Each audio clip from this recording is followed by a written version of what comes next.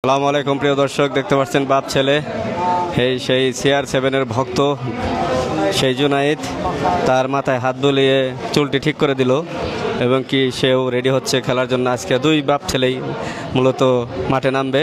দেখতে পাচ্ছেন জুনাইদ কিন্তু বোট পড়ছে, তার বোট পড়ার স্টাইল কিন্তু সেই একদম দুর্দান্ত।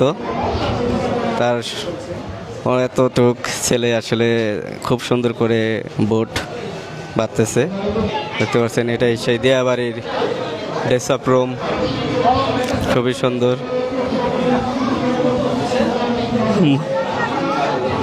চোখ জ্বলতেছে, বলা দিতে চোখ জ্বলতেছে।